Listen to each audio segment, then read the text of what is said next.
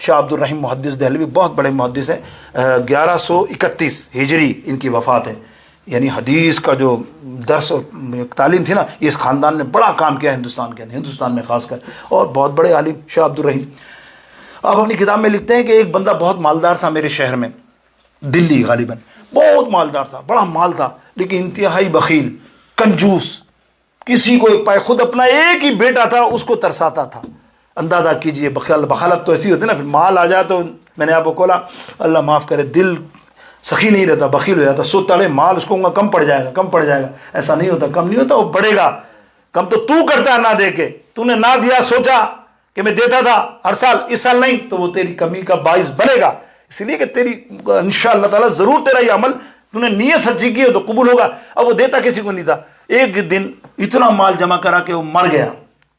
اب بیٹا غصے میں تھا کہ ظاہر باپ ہمارا مر گیا، لیکن ہمیں کبھی بھی زندگی میں کچھ نہیں کیا. اس کو بڑا غصہ ہے، اس نے اس کا سارا مال لیا تجوری سے، اشرفیاں جو بھی تھی، ایک تھا تھیلی میں، بڑی تھیلی میں پیک کیے، سننا یار، پیک کر کے، اور وہ مرا تو اس کی کفن قبر کے اندر ہی دبا دی وہ تھیلی کو، اور آگے پیک کر کے آ گیا. اب جذباتی ہوتا ہے نا انسان کا فیصلہ، یہ جذباتی تھا، جذباتی فیصلے ہوتے نا. اس کے بعد آدمی سوچتا ہے.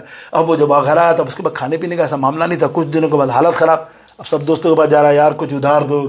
ابے پاگل، تیرے کو اتنا مال تیرے باپ کے پاس کہاں کر دیا تو نے کہاں کر دیا؟ ایک ہی دن میں کھا گیا، کروڑوں اربوں روپے، اس پورے شہر کا مالدار. اب وہ سوچ رہا بات تو اسے ہی کہہ رہا، میں نے تو مال قبر میں رکھا، تو اب مجھے لے لینا چاہیے، خام خواہ میں نے جذبات میں آ کے دے دی. چلو، اس نے کہا کیا ہے قبر میں سے کون نکالے گا، وہ تو کسی نے کھولی نہیں ہوگی. اب یہ پہنچا کلاڑا ولاڑا لے کے قبر کے اندر. جب اس نے کھولی ہے نا، تو یہ دیکھتا کہ جتنی اشرفی کی تھیلی تو خالی پڑی ہے، ساری اشرفیاں، سارا سونا اس کے باپ کے جسم پہ چپکا ہوا ہے، آگ کی طرح، آگ کی طرح چپکا ہوا ہے. دوستو، زکوٰۃ نہ دینے کا انجام سن لو، آگ کی طرح اس کے جسم پہ چپکا ہوا. اس نے کہا یہ کیا ہوا، اب میں کیا کروں، کہاں سے لوں؟ اس نے کہا چلو کچھ تو ٹرائی کرتا ہوں نا، 2-4 ہاتھ ماروں تو اپنے بعد 2-4 سکے بھی آ جائیں تو کام تو بنے. اس نے ایک پہ ہاتھ مارا، اس کا ہاتھ چپک گیا، اس قدر گرم. پھر اس نے جب ہاتھ چھوڑا نا، ہاتھ چھوڑا تو پورا زخم والا ہاتھ ہو گیا، اور وہ ایسا زخم ہوا، اس نے قبر بھر دی، بھاگ کے آ گیا ڈر کے مارے کہ وہ کتنے طبیبوں کو دکھانے کے بعد بھی وہ زخم بھرا نہیں، کتنی دوائیں لے لی.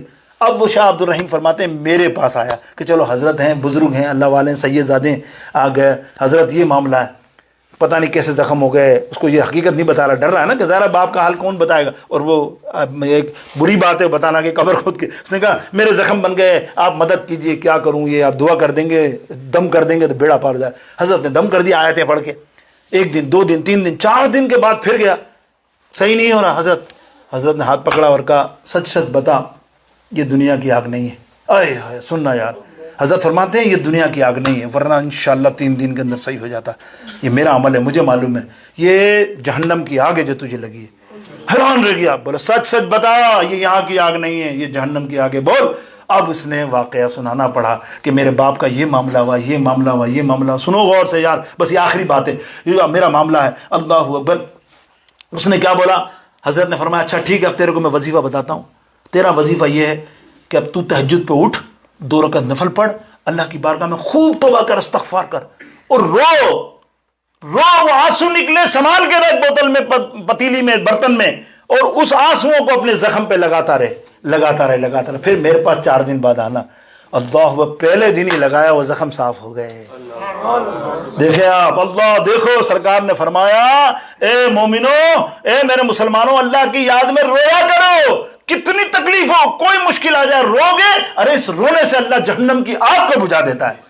تمہارے دنیا کی معاملے کیا ہیں؟ اللہ اکبر. وہ گیا تو حضرت سے تو کہنے لگا حضرت آپ کا تو وظیفہ کمال کر دیا، آپ بڑی کرامت والے فلانا. بولے اے یہ میری کرامت نہیں ہے، حضرت کہہ رہے ہیں یہ میرے آقا کا دیا ہوا وظیفہ ہے کہ یہ آنسو جو اللہ کی یاد میں گرتا ہے نا، وہ حشر میں بھی قیمتی ہے، یہاں بھی قیمت ہے. بس آخری بات میں کہہ دوں، زکوٰۃ کے مد میں نے کچھ جو بھی فادیت انجام آپ کو بیان کیا، اللہ تعالیٰ مجھے اور آپ سب کو زکوٰۃ صحیح معنوں میں دینے کی